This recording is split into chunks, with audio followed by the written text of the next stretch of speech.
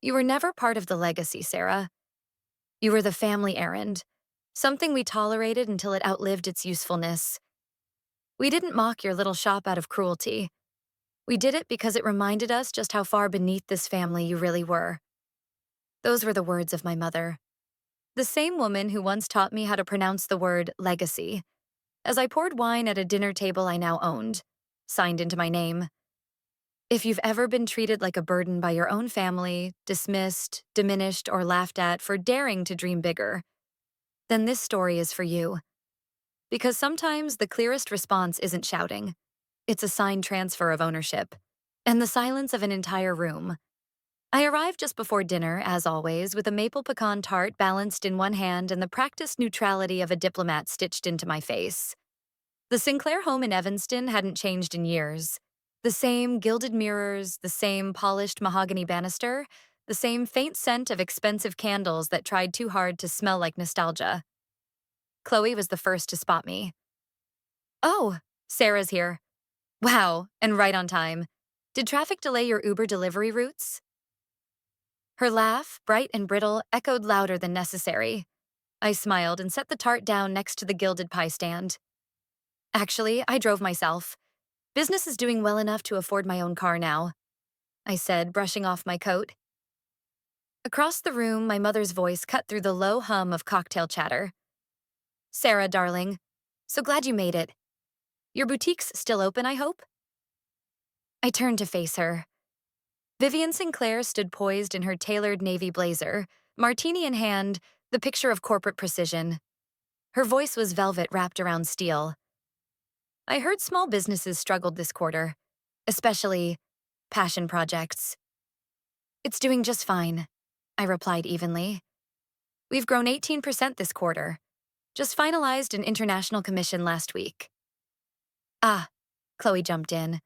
"So we're doing Etsy globally now?" I laughed softly, not because it was funny, but because I knew it unnerved them when I didn't flinch. "Actually, our latest line is curated by an art collective in Amsterdam. But yes, call it Etsy if it helps." The living room buzzed with murmurs. My father gave me a nod from the fireplace, silent and watchful as always. Evelyn, seated with impeccable posture in her wingback chair, merely lifted a brow. She didn't speak much, but she never missed anything. Dinner was served promptly at 6. Crystal glasses chimed, silver cut through turkey, and conversation rolled along polished rails of polite disdain. The Sinclair tradition was alive and well. Roast, red wine, and razor-edged commentary. "Startup culture is so unpredictable," Chloe said between sips of Pinot. "It's all about trends. One minute you're hot, the next you're a TikTok fail." I glanced up from my plate. "You'd be surprised how consistent things are when you're building something with integrity." Vivian placed her fork down with precision. "Speaking of consistency, Valeris is entering final talks with a new partner. If it closes, I may be stepping up. EVP is on the table." A round of congratulations erupted. I offered a polite smile. "You know," Chloe added with an air of helpfulness, "PR is always looking for fresh talent. You have a good face. Maybe something part-time to ease you into the real world?" I met her gaze squarely. "Thanks. I think tonight's internal email might change a few things." A hush rippled across the table. Chloe laughed. "What? Did you land an interview?" I sipped my wine slowly. "Something like that." My mother tilted her head. The look she gave me wasn't suspicion. It was curiosity wrapped in calculation. She smelled smoke but hadn't yet seen the fire. "You know," I said lightly, setting my glass down, "sometimes the quiet ones are just waiting for their moment." From across the room, Evelyn raised her eyes to meet mine. I couldn't read her expression, but I felt the weight of it. She knew. Maybe not the details, but the shift in energy hadn't escaped her. The table buzzed on. Football scores, winter vacations, how Rick's second wife was taking a break in Cabo. But my mind was elsewhere. Because while they debated which ski resort had better cocoa, Sinclair Group's acquisition paperwork had already cleared legal. And in that pile of signatures sat mine, inked in steady strokes right beside a quiet clause that transferred 27% controlling interest to a silent partner. Me. I stood to refill my glass. As I passed behind my mother's chair, I leaned in just slightly. Enjoy dinner, I murmured. It might be illuminating. They saw a shop. I saw a system. They heard hobby. I heard revolution. The memory hit me just after I closed the door to the guest room upstairs. The murmurs downstairs, Chloe's laugh, Rick's loud takes on crypto, faded as I sank into the silence. My wine glass rested on the nightstand, untouched. I didn't need more courage. I had enough.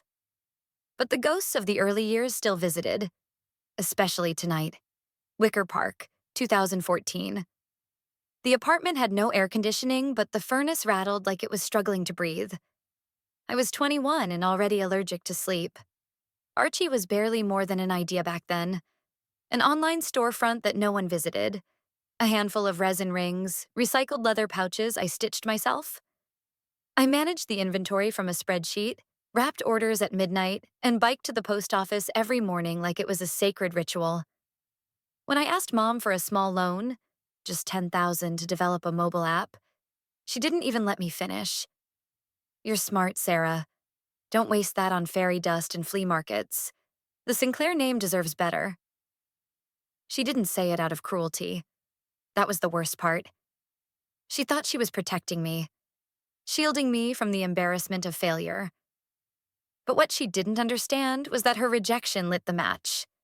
By 2016, I'd stopped trying to explain. I saved, reinvested, hired a college intern who quit in 2 weeks, and did everything myself again. I was the maker, the marketer, the customer service hotline. But I also tracked data, obsessively.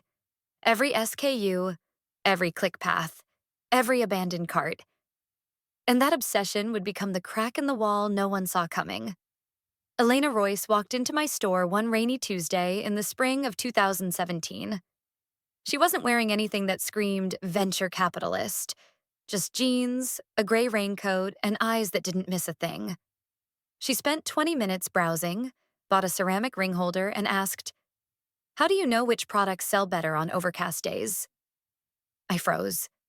No one had ever asked that. No one had noticed. She had. We talked for hours, over coffee, over spreadsheets, over the philosophy of frictionless commerce. She didn't care that I didn't have a business degree. She cared that I had built something smart and scalable. That summer, we rebranded as Emerge. Not a shop, a platform. We buried my name in layers of corporate protection, shell entities, trusts, investor pools. To the outside world, I was a ghost. Elena was the public face, and I was the architect behind the curtain. We built proprietary AI that predicted regional buying behavior with uncanny accuracy. By 2020, we were licensing tech to major retail brands. I attended meetings under pseudonyms. I signed contracts with gloves on, metaphorically speaking. Out of sight, out of reach. Part of me missed being seen. The other part was addicted to being underestimated. And then came the opening. Valeris Corp had been bleeding money for over a year. Internal politics, stalled innovation, slipping margins. A once proud ship now coasting on reputation and PR spin. They needed help. And like any dying empire, they were too proud to beg. That's where Elena came in. The initial offer was masked as a strategic technology merger. But it was anything but equal. We didn't just want a seat at the table. We wanted the table. I signed the final paperwork on October 19th, my 31st birthday. No candles, no calls from family. Just a view of Lake Michigan and the black pen I'd used to sign away their power. It was poetic, in its own silent way. I had stared at the screen for a long time after. The notification, Emerge now holds 72% of Valeris Corp voting shares. It felt anticlimactic. Like reaching the summit of a mountain you climbed alone, with no one to witness the view. Back in the present, the conference room on Emerge's top floor was wrapped in glass, the skyline stretching wide around us. Elena sat across from me, legs crossed, phone in hand. You want to delay the announcement? She asked. Wait till after the holidays? Give them a chance to process? I looked out at the city, alive, uncaring. Number, let it hit when it needs to. She nodded. No more questions. That's why she was the only one I trusted. Moments later, my phone buzzed. Valeris HR. Subject: acquisition finalization. Staff communication, scheduled body. Internal announcement scheduled for 9 p.m. Central Standard Time, November 28, 2024. All staff email will outline new leadership structure and updated voting rights. I stared at the time. 8:57 p.m. Downstairs, dessert was being served.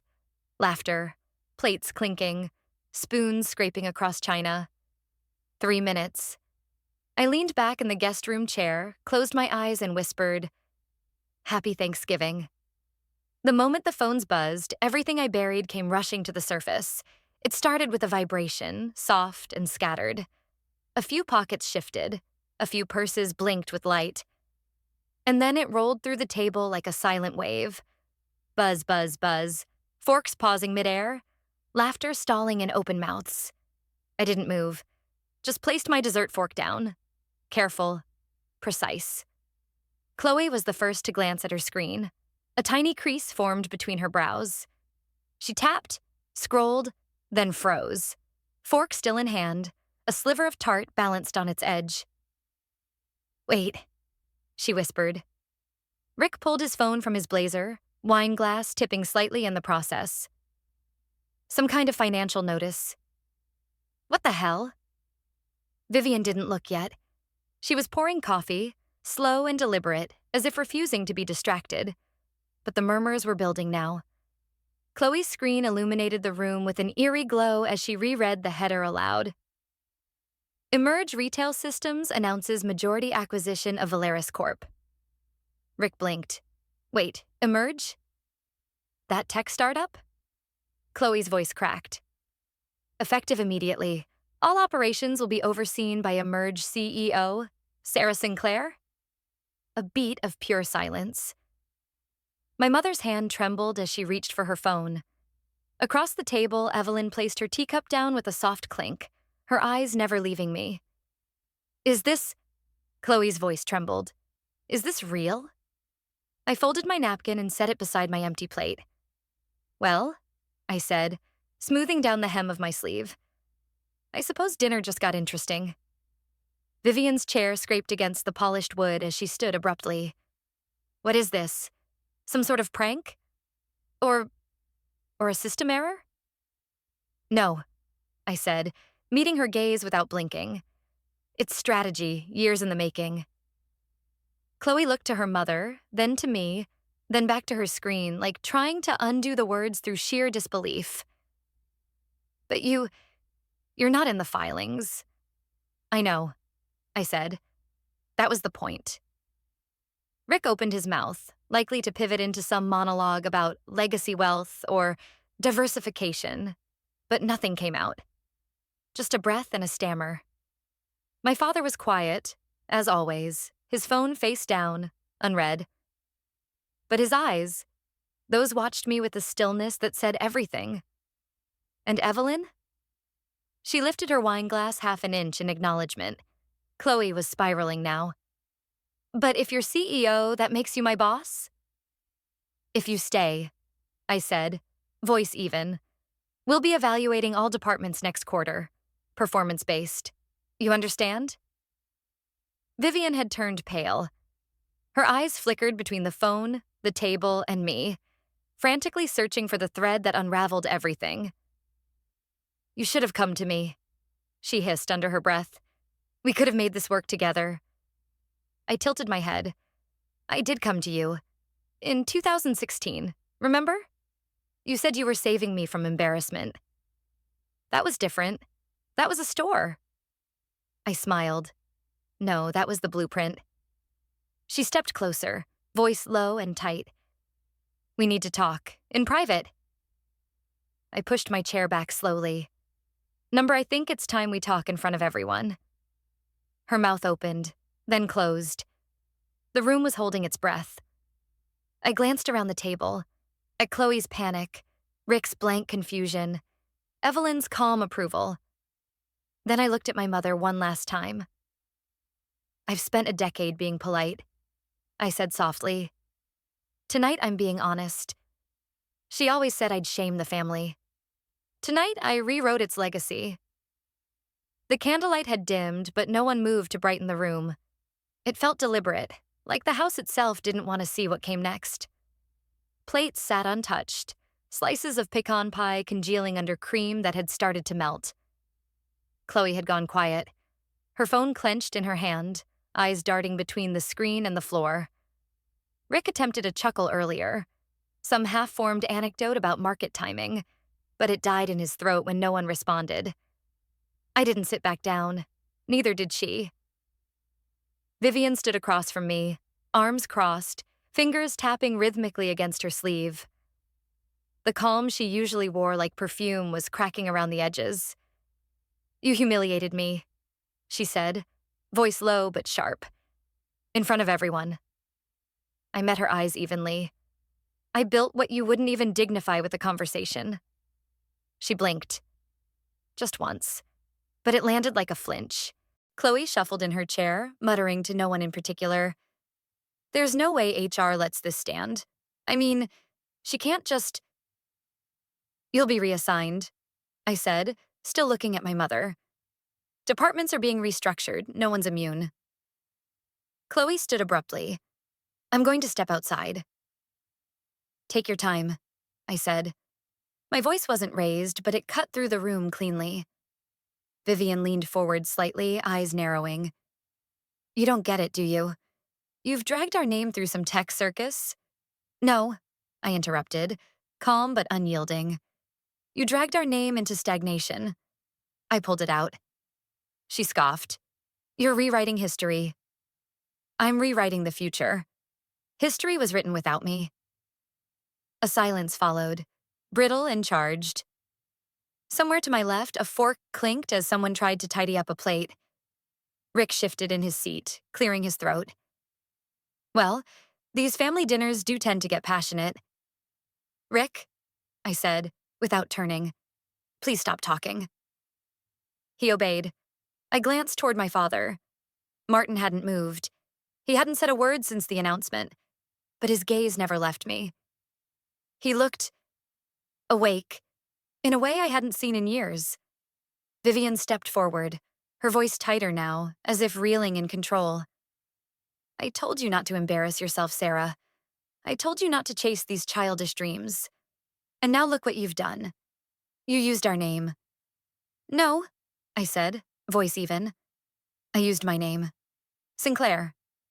I just made it mean something new." Behind me, a soft clink, the sound of Evelyn placing her glass down. She spoke for the first time that night. "Perhaps," she said, her tone measured. "It's time we all learned how little we know." Everyone turned, even Vivian. Evelyn didn't elaborate. She didn't need to. She just looked at me, then gave the smallest nod. Barely there, but unmistakable. Vivian stiffened. "You think this is victory? It's a scene. It'll pass. These things always do." I stepped closer. Not menacing, just present. Real. "This isn't over," she said quietly. I looked at her, steady. "You're right," I replied. "It's only just beginning." The empire was mined, but at what cost? The wind on the rooftop had been sharp that night, slicing between the high-rises like it carried warnings. I'd leaned against the steel railing of Emerge HQ, the whole of Chicago glittering beneath me.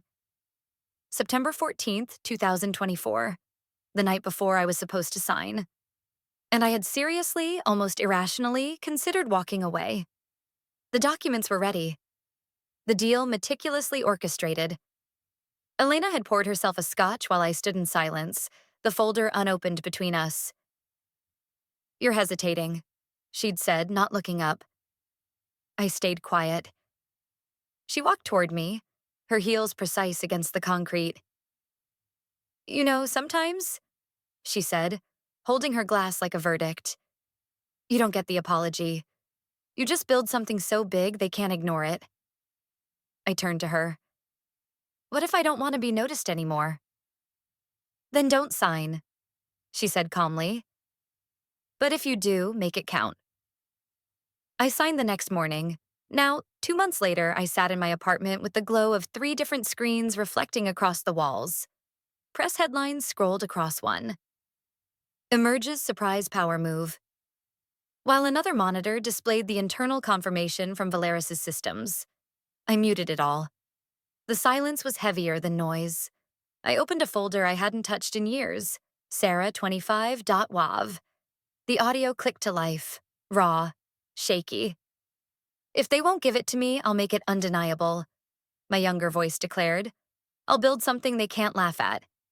I'll make something they'll have to acknowledge. The message ended with a breath, long and tight. I closed the file, not sure what to feel. Was that girl still in here somewhere? Or had she gotten lost in the machinery? My phone buzzed. A voicemail from Vivian. I didn't listen. I deleted it. A text from Martin. Call me when you're ready. The knock came just after midnight. I didn't check the peephole. I knew. Martin stood in the hallway, no coat, holding nothing, just standing there. Hi, he said simply. I stepped aside. He didn't sit, neither did I. I've always believed in you, you know, he said. His voice wasn't smooth. It caught halfway through like it tripped over guilt. I met his eyes. Then why didn't you ever say anything? He looked down. Your mother, this family. We don't reward going against the current. Your silence, I said, was the loudest thing in the room. He closed his eyes for a second, then nodded. I'm sorry. It wasn't perfect. It wasn't enough. But it was real. We stood in silence for a while. The city lights blinked behind him like stars filtered through glass. Then he said, You can choose what comes next. Not them. I didn't answer right away. I just looked past him to the skyline that once felt unreachable.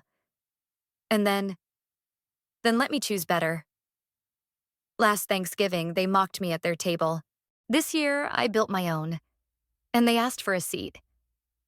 The scent of roasted squash and rosemary-crusted turkey lingered in the air, layered with clove and something faintly citrus. My Chicago brownstone pulsed with low music, warm lighting, and voices that overlapped in laughter and clinking glasses. The dining table stretched beneath pendant lights, laid with clean linen, brushed brass, and slate blue plates. No ornate heirlooms, no engraved silverware. Just elegance without pretense. My style, my space. I stood in the kitchen archway, glass in hand, watching them all. Elena leaned into conversation with 2 Emerge analysts. Her eyes always scanning, always calculating, but tonight, soft around the edges. Martin, by the fireplace, had found easy rapport with Dev from our design team. Chloe arrived late, coat wrinkled, smile cautious, and now sat beside Evelyn, who wore her signature pearls and a faint smile that could have been approval or amusement. No one could ever tell with her. And then, Vivian.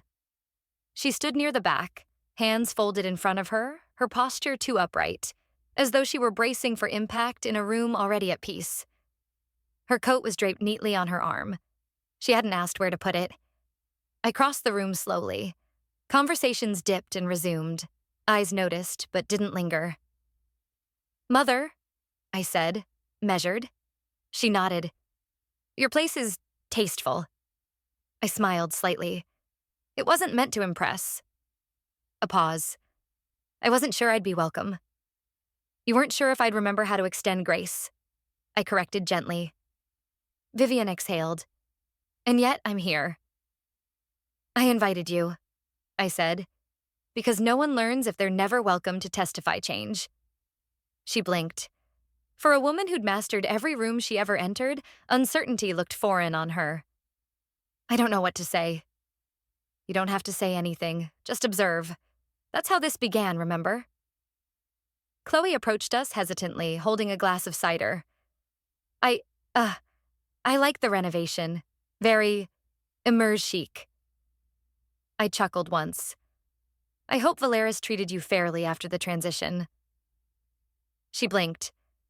I was reassigned to product integration. It's actually been enlightening.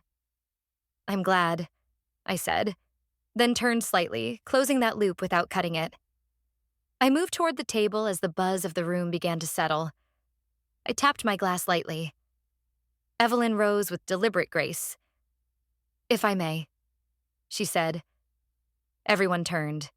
She lifted her own glass. To the quiet ones, who saw the future before the rest of us could spell it. I felt something tighten in my chest, then release. Soft laughter, a few glances my way. Elena gave me a wink. As everyone raised their glasses, Vivian stayed seated, but she did lift her glass. Later, as plates cleared and dessert was unboxed, not homemade this time, but from a bakery Elena swore by, I stood once more. I raised my glass one final time. To earned seats, I said, voice steady, and earned silences. Glasses clinked. For the first time in years, I didn't feel like I had something to prove. I had something to live. There was a time when Sarah Sinclair thought the loudest person at the table held the most power. She learned otherwise, year by year, insult by insult, as her own family dismissed her work, her vision, and her presence. For years, she brought dessert to Thanksgiving, along with a silence they mistook for surrender. But beneath that quiet demeanor was the blueprint of something far more powerful than their traditions. Clarity. Sarah didn't rise by accident. She rose because no one else would offer her a seat without conditions. What they called a shop, she treated as a system. What they saw as a hobby, she built into a revolution. And when the day came, she didn't need to shout or threaten. All it took was one headline, calm, factual, and irreversible, for everything to shift. The daughter they once pitied was now the name printed on their corporate transfer of ownership. But perhaps the most powerful moment wasn't the revelation. It was what came after. Sarah had every reason to cut ties, to shut the door as it was once shut to her. Yet, she chose something harder, to invite them back. But this time, on her terms. Because dignity isn't just about proving others wrong. Sometimes it's about proving to yourself that you're no longer defined by who hurt you. Vivian, her mother, came into that room not as the ruler of the empire, but as a guest. Unsure of her place in a world she could no longer control. Evelyn, once aloof, now toasted Sarah's quiet brilliance. Chloe, who once smirked at Sarah's ambition, now worked under the systems she helped design. Even Martin, who had remained passive for decades, stepped forward, finally using his voice not to mediate, but to acknowledge. And Sarah? She didn't gloat. She didn't need to. Because justice, when real, doesn't always roar.